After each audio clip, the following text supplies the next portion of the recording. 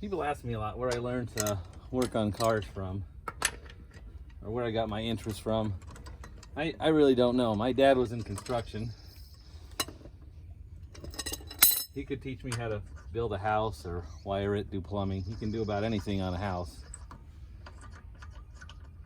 He was familiar with building codes and all that, but I really had no interest in any of that. I always liked mechanical stuff. He'd bring home small engines or stuff. I took a lot of stuff apart. In fact, I took a lot of my dad's stuff apart and learned how things are put together, how things operate. Started to learn how and why things are made a certain way, because they have to be, you can't just have a component that works. It also has to be able to be manufactured in an affordable manner and has to be able to be assembled and serviced. So it's not as simple as just making a part. There's a reasoning behind everything on the car, why it is done the way it is, why it looks the way it does, why it was done a certain way. There's a lot of reasoning behind everything here. All right, let's take a look at the control arm under here. All right, just to make sure everybody understands, I am leaving the jack. I'm leaving a jack under here, but I do have a jack stand under here as well. At times I will jack up the car and leave it on the jack, but I will never get under the car without having a jack stand. I had a good friend of mine, young man, that was killed because of doing that. He had the jack gave out while he was under it. So, and it didn't crush him, but it pushed on his chest enough where he suffocated. So it's a sad deal. But we're looking at this control arm down here. And what I'm looking at to compare it is this bottom one. This lower part where the ball joint is has a cutout here at the bottom. So that's what I was looking for, is the one, this one here with the cutout at the bottom. I've got the brace at the front right here, curves around to the back like this one. So this looks like it's, if not exactly the same, it looks like it's pretty close.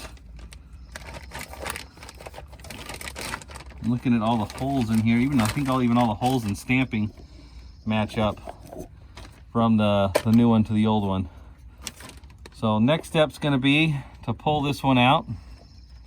I like to pull these nuts and bolts over here first to hold on the ball joint.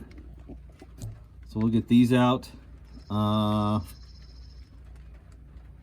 get these out first. We'll do the front mount here next. The bolt at the front section. There's another bolt at the rear. There's another bolt at the rear right here. We'll pull that one out. Then we can pull the control arm out. Then it'll be a challenge to get this ball joint separated from the steering knuckle. So that will be tough. But let's get to that point, and the rain has started too. So that'll make it a little more interesting. All right, got this one broken loose. We're gonna loosen that one up before I take it out anymore. We'll go to this back one. Right back here. And this one has a nut on the top. Let's see how far we can get. All right, top bolt, front bolt is loose. I'm a little worried. Will it come out, or is it gonna hit this oil pan? Oh, came right out. There we go. So there's the front bolts there. The bolt that goes to the front. There is the nut and a bolt for the rear mount. There is the bolt and nuts. Should get a little, let me get my grip mat to put these in so I don't lose them. And we didn't have YouTube growing up. We didn't have the internet, so a lot of the stuff I learned about working on cars, I just had to learn by doing. I just had to take stuff apart and trust that I can probably figure out how to put it back together, hopefully. And there's a lot of stuff that didn't go back together. I'll get this front one right out here. Let's get the back one. Get the back one out. Maybe not. I'm gonna have to use two hands for this. That's in there pretty good. Got it. Just had to get a big enough hammer. I don't know what that is. What's 5 pounds? I don't know. I got it out though. All right, let's look at this one. Compare the old one to the new one. I gotta get this cleaned up. And I think This just went from a quick and easy job to a long job, because I think I just pulled the CV joint right out of the socket here. So here's the danger, or maybe importance, of working on a car yourself. I'm cleaning this up and I notice, let's see if I can get this on camera, I got a tear in the boot here on the steering rack. So that'll be another project for a future time. I still have an oil leak in here somewhere. I've replaced the valve cover gasket. It's obviously not coming from there, or there's another leak somewhere. It's definitely motor oil. I'm afraid it's going to be the side cover here, which means all this stuff has to come off the side of the engine. I don't know. I just wash the engine regularly now for right now. All right, next step. I got a lot of this cleaned up.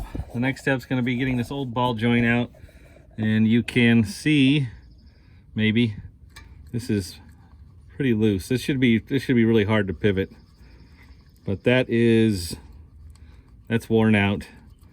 So I was thinking maybe I just try shoving a control arm into the ball joints another time, but I definitely got to get these changed. You might as well, we're right here. So there is a cotter pin in here I'm going to have to pull out and get this nut off, and then this is like a tapered fit. So usually you got to pound this to get it out. I do have a pickle fork. Pickle fork is what we're going to use to separate the ball joint. Stick this in there, wedge it in, pound it in. Hopefully the ball joint pops out, and then the other control arm goes in, and fortunately it's starting to rain even heavier than it was before.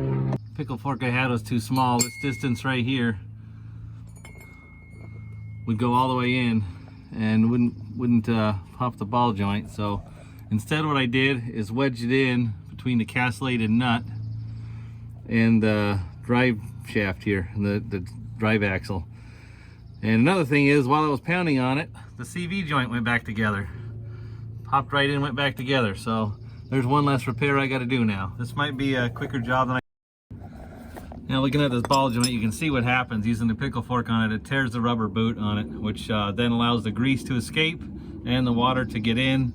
And also when I pounded on the castellated nut, this nut at the top, I damaged part of the nut too. But again, all this is getting replaced. I wouldn't do this on a part I was planning on putting back on. Welcome back to 2 days later. The camera / phone shut off. I don't know if it's because I know the batteries were running low, but it also got very wet, and it was a few hours before it would come back on. So I did finish the job. There is the right control arm that I replaced, and here we are a couple days later, still pretty clean. I did put the castellated nut in with the cotter pin, made sure everything was tight, got the nuts and bolts, everything's tight at the back. Still got an oil leak, in case you're wondering. Interestingly enough, before I put this control arm on, you'd have to take the steering wheel and turn it slightly to the right to go straight. And the car would go straight. You could let go of the steering wheel, it goes straight like that. The steering wheel is just like a little bit off. But I noticed that when I did the alignment on this about a year ago and set the toe and played with the caster, or played with the camber, played with the camber, the steering wheel is pretty straight. So it's been kind of turning to the right just a little bit as I drive to go straight. With this control arm on, now it wants to pull to the left, and the steering wheel is turned to the left to go straight. So pretty, I mean, that's kind of what you can expect. You've got a lot of suspension components that are worn out. I've adjusted the suspension to compensate for that. They've continued to wear out further. Now we replaced one of them. I replaced the right side. I didn't have time to do the left, and it started raining, and the phone died too, the camera / phone. But then you'll start to do weird stuff with the suspension. So I need to get the left one changed next, and then we'll see where we're at. And I'll probably have to check the toe and see what I can do to adjust the camber as well. But that's going to be it for this video. We'll see you guys next time.